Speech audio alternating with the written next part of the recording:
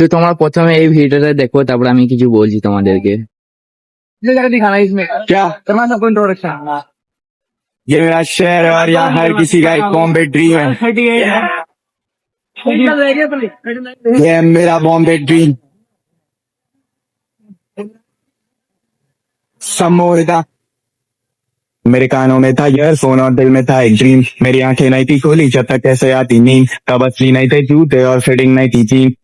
যে আগে পাবলিক বাসে ভিডিও বানাইতো, ঠিক আছে, সে এখন বড় বড় ভালো ভালো জায়গায় লাক্সারি কার, লাক্সারি বাইক, নিজের ঘর বাড়ি সব নিজে কষ্ট করে মেহনত করে সব নিজে করেছে, ঠিক আছে।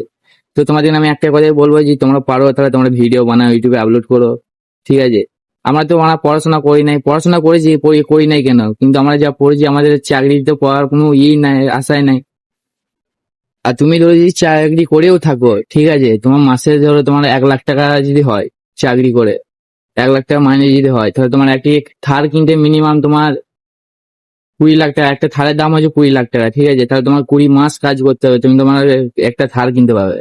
আর ইউটিউবে যদি তোমার 100 মিলিয়ন বা 50 মিলিয়ন ধরলাম আমি, ঠিক আছে, 50টা ভিডিও ছেড়ে যদি তোমার এক একটা ভিডিওতে মিলিয়ন 1 মিলিয়ন করে যদি ভিউস আছে, তাহলে তুমি তুমি বেশি হলে তুমি 1 মাসের মধ্যে তুমি কিনে দিতে পারবে একটা থার। তাহলে বুঝতে পারছো ইউটিউবে পাওয়ার কতটা। তা তোমাদের আমি একটা কথা বলতে যাবো, তোমরা যেমন পারো, ঠিক আছে, লজ্জা করলে হবে না, যেমন পারো। এই ব্যাকগ্রাউন্ড দেখছো কিরকম ব্যাকগ্রাউন্ড, আমি একটা ছাদের উপর বসে আছি, ঠিক আছে।